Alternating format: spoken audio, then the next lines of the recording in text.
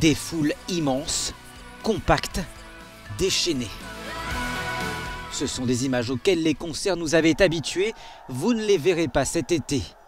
Conséquence de la pandémie de Covid-19, la plupart des grands festivals qui se déroulent en Europe ont été reportés ou annulés.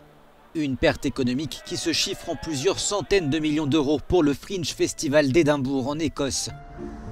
Sans ce festival d'art et de spectacle, l'impact sur les retombées touristiques sera colossal.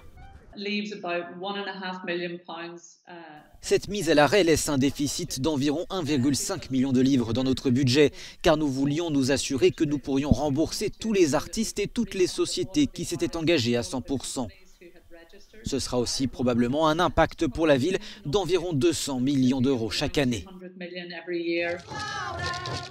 Au Portugal aussi, dans la petite ville d'Idania Nova, près de la frontière espagnole, l'annulation du Boom Festival provoque des secousses. 40 000 personnes avaient déjà acheté leurs billets, 85% viennent de l'étranger. Résultat, avec la fermeture des frontières, la ville se retrouve privée d'une importante source de revenus.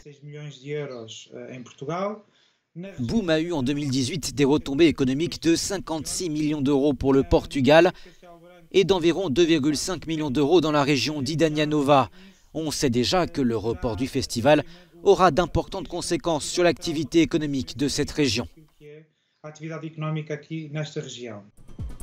Un festival d'autant plus exposé aux conséquences économiques de la crise qu'il dépend exclusivement de la vente de billets et de la location d'espace à des marques. Autre festival et autre ambiance à Vienne, en France.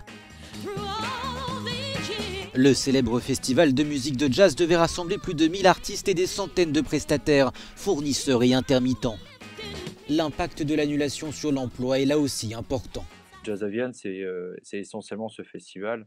Il y a évidemment des programmations de saison, mais l'équilibre budgétaire de l'établissement public se fait grâce au festival. Donc quand il y a un festival que ça ne se fait pas, il y a évidemment beaucoup d'inquiétudes par rapport à l'équilibre du festival.